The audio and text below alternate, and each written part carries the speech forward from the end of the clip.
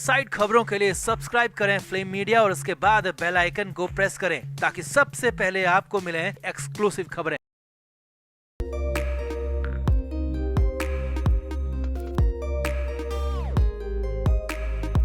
तो महाराष्ट्र में seat sharing का जो विवाद चल रहा है वो थमने का नाम नहीं ले रहा। एक तरफ तो बीजेपी खुद भी सीट शेयरिंग को लेकर परेशान है, एकनाथ शिंदे और अजित पवार के साथ सहमति बनती दिख नहीं रही है। वहीं दूसरी तरफ गठबंधन एमवीए में तो शरद पवार के साथ बड़ा खेल हो गया है, क्योंकि उद्धव ठाकरे और कांग्रेस के नाना पटोले ने मिलकर शरद पवार को पूरी तरह लटका दिया है। सीट शेयरिंग को लेकर यूबीटी और कांग्रेस ने सीक्रेट मीटिंग कर ली और अपने अपने हिस्से में मनमानी सीटें ले ली और शरद पवार को पूरी तरह इग्नोर कर दिया। तो कहाँ हुई है सीक्रेट मीटिंग? आखिर पवार को क्यों लटका दिया और क्या अब शरद पवार छोड़ देंगे एमवीए का साथ? आपको दिखाते हैं सब। आप भी वीडियो को शेयर करें और अपनी राय कमेंट बॉक्स में जरूर दें।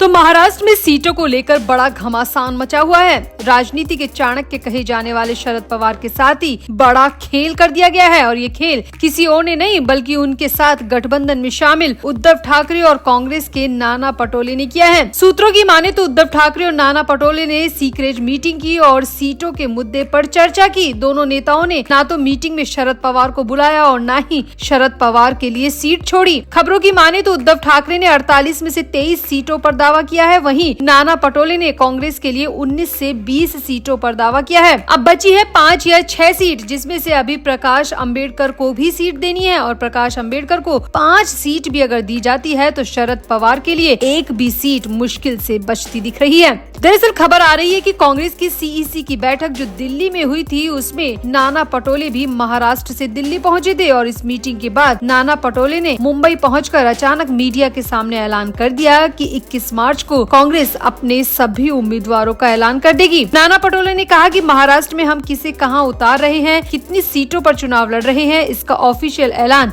21 मार्च को कर दिया जाएगा। अब अगर नाना पटोले ने 21 मार्च को उम्मीदवारों के ऐलान की बात कही है तो इसका मतलब साफ है कि एमवीए में सीट शेयरिंग पर फाइनल मोहर लग चुकी है। इसीलिए सूत्रों की माने तो दिल्ली से लौटने के बाद नाना पटोले ने उद्धव ठाकरे से गुप्त तरीके से मुलाकात की थी और दोनों नेताओं ने तय किया है कि उद्धव ठाकरे को 23 सीटों पर चुनाव लड़ने दिया जाएगा और कांग्रेस 19 या 20 सीटों पर चुनाव लड़ेगी। दोनों ही नेताओं ने इस मीटिंग में यह भी तय किया कि 21 मार्च को वो अपने अपने कैंडिडेट का ऐलान भी कर देंगे, जिससे सारा तमाशा और विवाद खत्म हो जाएगा। सूत्रों की माने तो उद्धव ठाकरे और नाना पटोले ने इस मीटिंग में प्रकाश अंबेडकर को बुलाया था, मगर प्रकाश अंबेडकर नहीं पहुंच पाए और मीटिंग में हैरानी की बात यह है कि इस मीटिंग में शरद पवार को या फिर उनकी पार्टी से किसी को भी नहीं बुलाया गया और इसीलिए माना जा रहा है कि यूबीटी और कांग्रेस के बाद जो सीटें बचेगी वो प्रकाश अंबेडकर को दे दी जाएगी और शरद पवार के हिस्से में एक भी सीट बचती नहीं दिख रही है। अब ऐसे में शरद पवार के पास 2 रास्ते हैं। एक तो ये कि वो गठबंधन से अलग होकर खुद के दम पर अकेले चुनावी मैदान में उतरे या फिर एनडीए से हाथ मिलाकर 4 या 5 सीट की मांग करे, क्योंकि ये साफ हो चुका है कि एमवीए में यूबीटी और कांग्रेस ने शरद पवार को पूरी तरह कमजोर कर दिया है। शरद पवार को एक भी सीट नहीं दिए जाने का मतलब साफ है कि शरद पवार को एमवीए से अलग किया जाना। तो ऐसे में अभी तो शरद पवार के पास वक्त है, वो बड़ा फैसला ले सकते हैं और खुद ही एमवीए को लात मारकर चुनाव मैदान में उतर सकते हैं या फिर बीजेपी से गठबंधन कर सकते हैं, जिस तरह से राज ठाकरे ने किया है, जिससे शून्य का ठप्पा तो कम से कम शरद पवार पर नहीं लगेगा। तो आपको क्या लगता है, इस उम्र में शरद पवार के साथ नाइंसाफी की जा रही है? अजित पवार के बाद उद्धव ठाकरे और कांग्रेस भी शरद पवार को ठेंगा दिखा रही है। इस स्थिति में शरद पवार को क्या फैसला करना चाहिए? आप भी अपनी राय कमेंट बॉक्स में जरूर दें और वीडियो को भी शेयर करें।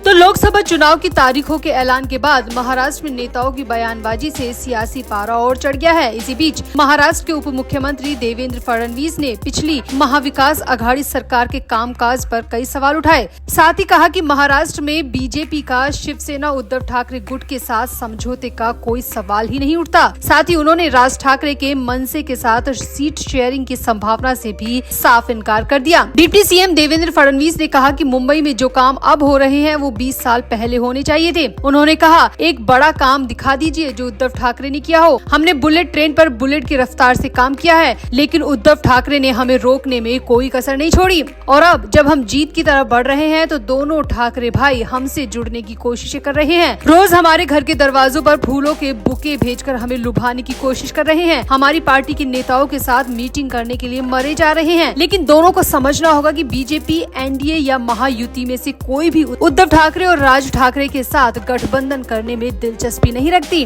फडणवीस ने कहा कि बीजेपी, शिंदे नीत, शिवसेना और अजित पवार की एनसीपी गठबंधन के साथ राज्य की 80% सीटों के लिए सहमति बना चुकी है। इस बार बीजेपी सीटों का हर रिकॉर्ड तोड़ देगी। तो ये तो रही बात लोकसभा चुनाव की, लेकिन इसके बाद विधानसभा चुनाव में बीजेपी की क्या रणनीति रहेगी, इस पर भी फडणवीस ने काफी कुछ स्पष्ट कर दिया। फडणवीस ने कहा कि हम विधानसभा चुनाव मुख्यमंत्री शिंदे के नेतृत्व में ही लड़ने जा रहे हैं। फडणवीस ने कहा कि लोकसभा चुनाव में तो बिल्कुल स्पष्ट है कि हम राज ठाकरे या उद्धव ठाकरे को साथ नहीं लेने वाले हैं, मगर विधानसभा चुनाव में राज ठाकरे के मनसे के साथ गठबंधन की संभावना से अभी इनकार नहीं कर सकते। फडणवीस ने ये भी कहा कि विपक्षी एमवीए गठबंधन से भी जो आना चाहे उनका स्वागत करेंगे, लेकिन अभी नहीं विधानसभा चुनाव में। फडणवीस ने कहा कि बीजेपी ईडी नहीं बल्कि अपने काम के भरोसे राजनीति करती है। गरीब जानता है कि पीएम मोदी ही उनका भला कर सकते हैं। महाराष्ट्र में मोदी 360 डिग्री का ब्रांड है। राज्य के हर तबके पर पीएम मोदी का असर है। उन्होंने दावा किया कि महाराष्ट्र में इस बार 40 का रिकॉर्ड टूटेगा।